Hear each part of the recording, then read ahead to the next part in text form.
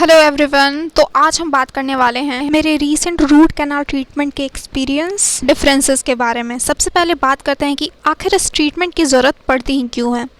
तो दोस्तों, एनामेल में इन्फेक्शन होता है, उसके बाद आता है रूट में यानी कि पल्प में। जब एनामेल में होता है तो फिलिंग से काम चलता है, पल्प में इन्फेक्शन आने के बाद रूट कैनाल ट्रीटमेंट किया जाता है। लेकिन इन्फेक्शन अगर बुरी तरह फैल चुका हो तो दांतों को निकलवाना ही एकमात्र चारा बचता है। कई लोगों का कहना है कि आरसीटी के 3 दिन बाद तक उन्हें परेशानी होती है, हालांकि मेरा एक्सपीरियंस ऐसा नहीं कहता।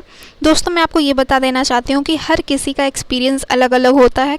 कई सारे लोगों को नंब के दौरान ट्रीटमेंट का कोई एहसास तक नहीं होता, लेकिन मेरा एक्सपीरियंस ऐसा नहीं है। तो चलिए बात करते हैं कि आखिर मेरा रूट कैनाल ट्रीटमेंट का एक्सपीरियंस था कैसा।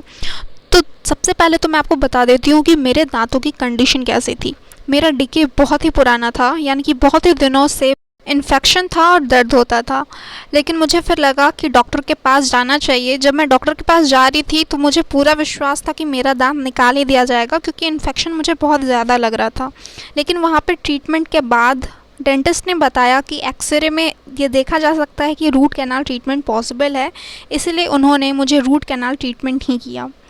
अब रूट कैनाल ट्रीटमेंट देने के दौरान मेरा कैसा एक्सपीरियंस था, इसके बारे में बात करते हैं। तो सबसे पहले तो आपको इंजेक्शन देके नम कर दिया जाता है, लेकिन जब इन्फेक्शन काफ़ी ज़्यादा हो तो नंबिंग का भी आप पे असर नहीं होता, यानी कि जो नंबिंग स्प्रे या फिर इंजेक्शन का आप पे असर कम होता है।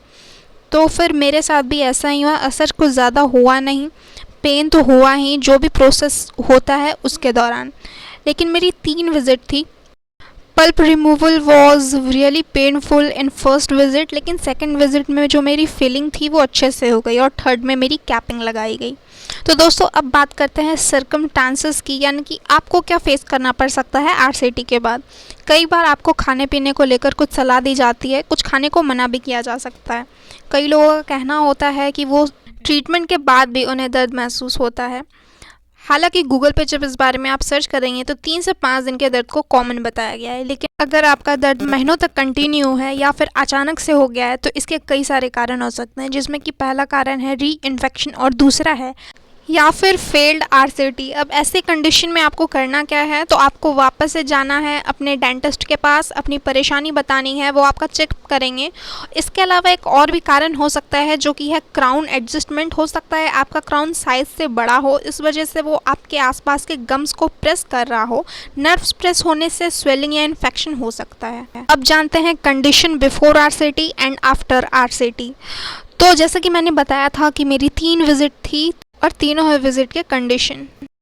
तो दर्द चूँकि मुझे काफ़ी बढ़ गया था, इसलिए मैं डेंटिस्ट के पास गई थी। लेकिन मेरे फर्स्ट विज़िट के बाद ही मेरा दर्द पूरी तरह से गायब हो गया, और जैसे कि लोग कहते हैं 3 दिन तक दर्द रहता है, वो नहीं था मेरे साथ। मैंने खाने पीने को लेकर भी ध्यान रखा हुआ था। एक बात का ध्यान आपको रखना है कि मेज़रमेंट इंस्ट्रूमेंट से आपको इंटरनल डैमेज ना हो, यानी कि जैसे मुंह के छाले पड़ जाते हैं वो आपके साथ ना हो, ऐसा हो सकता है।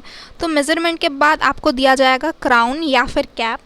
क्राउन और कैप कई तरह के होते हैं, जैसे कि आप अपने स्क्रीन पे देख सकते हैं। मेटल होता है, केमिक होता है, और इसके अलावा एडजस्टमेंट में थोड़ा टाइम लग सकता है, जैसे एक नए बच्चे को स्कूल में लगता है।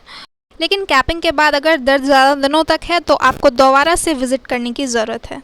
बात करते हैं आरसीटी में लगने वाले खर्च की। तो 4000 से 6000 तक का खर्च आता है, और ये depends on city and states भी है। तो thanks for watching. I hope ये वीडियो आपके लिए हेल्पफुल रही होगी। तो मिलते हैं जल्द ही नेक्स्ट वीडियो में।